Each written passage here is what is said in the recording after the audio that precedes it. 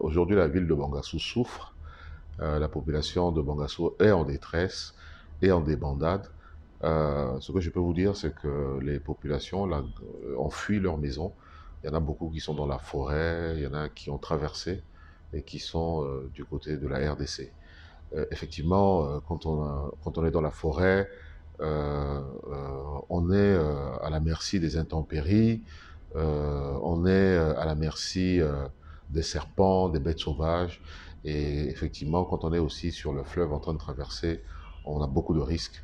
Et effectivement, on a eu beaucoup de noyades lors de la traversée des enfants et des femmes. Depuis une dizaine de jours, la on avait des informations comme quoi des rebelles allaient prendre la ville de Bangassou. Dans un premier temps, on a pensé que c'était une question d'élection, parce qu'on savait que on avait une coalition de rebelles qui voulaient effectivement perturber les élections. Donc ça a déjà commencé à perturber les élections, parce qu'une bonne partie de la population avait dû traverser au Congo, mais on n'a pas eu cette attaque de la ville avant les élections. Et quand il y a eu les élections, on a pensé que c'était fini, hein, parce que Bangassou, ce n'est pas la capitale de la République centrafricaine. Donc pour nous, il n'était pas question de penser que les rebelles allaient venir prendre la ville alors que les élections étaient terminées. Hein, le siège du pouvoir n'étant pas à Bangassou, on espérait que la ville allait être épargnée. Malheureusement, depuis le 2 janvier, la ville a été attaquée par une horde hétéroclite de rebelles. On y trouve des peuples étrangers, on y trouve des éléments de la LRA, et qui, pour des raisons que nous ignorons, ont décidé d'attaquer la ville. Pendant plusieurs heures, les forces armées centrafricaines qui étaient déployées à Bangassou ont défendu la ville de 4 heures du matin à 11 heures. Et même les jeunes de Bangassou ont défendu leur ville. Mais vers midi, de 4 heures à midi, donc vers midi, la MINUSCA, le contingent de la MINUSCA qui est à Bangassou, a décidé de demander au FACA de replier et de repartir, se mettre au niveau du camp de la MINUSCA. Et à partir de ce moment-là, la ville a été envahie par cette horde de rebelles qui, dans un premier temps, a trompé la population en disant «nous sommes venus pour la paix, nous sommes là pour la paix», et qui, depuis quelques jours, depuis 3-4 jours, se met à piller la population, euh, commet des exactions. La population a dû fuir, comme j'ai eu à l'expliquer tout à l'heure. Pas plus tard qu'hier, le tribunal a été vandalisé. Les archives du tribunal, le tribunal a été réhabilité il n'y a pas longtemps, les archives du tribunal ont été brûlées. La préfecture a été vandalisée aussi. Non, nous sommes dans une situation de détresse totale au niveau de la population. Alors, ce qui nous pose problème, c'est que depuis le retrait des forces armées centrafricaines de la ville, hein, depuis que les forces armées centrafricaines sont parties dans le camp de la MINUSCA, c'est la MINUSCA qui devait assurer les patrouilles pour sécuriser la ville. D'ailleurs, le représentant du secrétaire général des Nations Unies a dit que la MINUSCA contrôlait la ville et patrouillait dans la ville. Malheureusement, durant cette période-là, c'est durant cette période-là qu'on se rend compte que cette horde de rebelles qui, effectivement, n'a pas de logistique derrière, qui n'a pas de suivi alimentaire, etc., se payent sur la bête. Ils ont commencé à piller les organisations non gouvernementales humanitaires, Acted, Corded, etc. Et ils se sont mis, depuis quelques heures, à piller les commerçants de la place. Le marché central, la majeure partie des commerçants a été pillée. Euh, et puis, bon, on ne sait pas comment ça va se passer, parce que de toutes les manières, il n'y a pas de lisibilité, premièrement, sur ce qu'ils veulent et sur comment ils vont vivre dans une ville où ils sont comme des cheveux sur la soupe.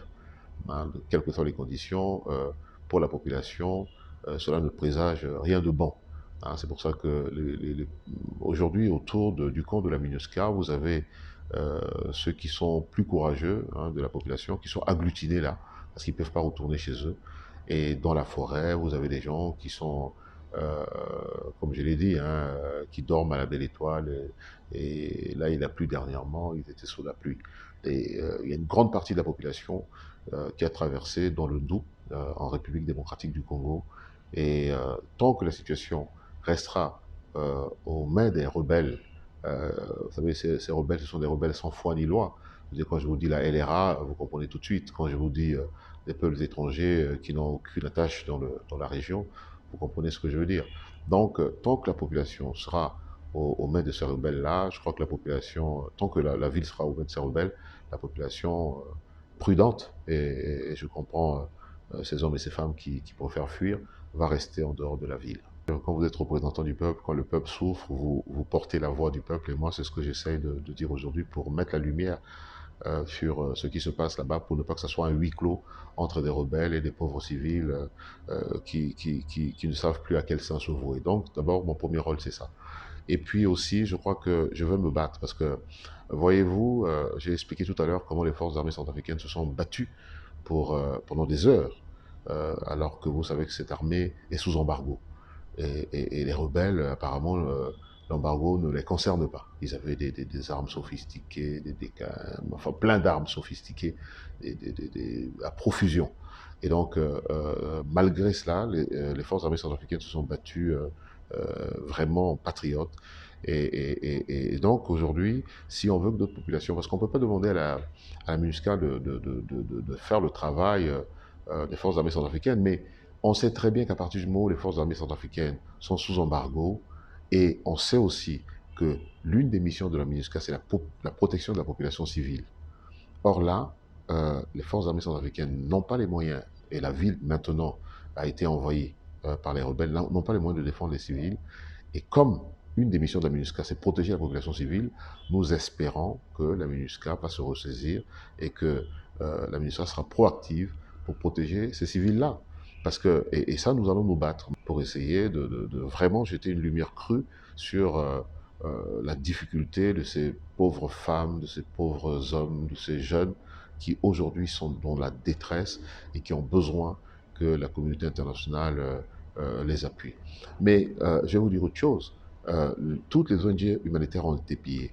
Comment est-ce que ces ONG-là pourront intervenir pour apporter leur aide? Nous devons travailler à cela aussi pour que ces hordes de rebelles puissent faciliter la tâche et ne pas s'attaquer aux ONG, ne pas piller les ONG, afin que ces ONG puissent apporter de l'aide aux populations. Mais ce que je vais vous dire, c'est que même ceux qui sont en RDC pour l'instant n'ont pas d'aide. Ils se débrouillent localement pour essayer de s'en sortir. Et ça, c'est dramatique, vraiment dramatique. Je crois qu'il y a un travail qui se fait. Il y a un travail militaire et sur lequel je pense que le gouvernement n'a pas besoin, n'a pas envie de trop communiquer. Je veux dire, on sait qu'il y a eu des villes qui ont été comme ça envahies et qui ont été libérées par les forces régulières, appuyées par nos partenaires qui sont là aujourd'hui pour nous appuyer.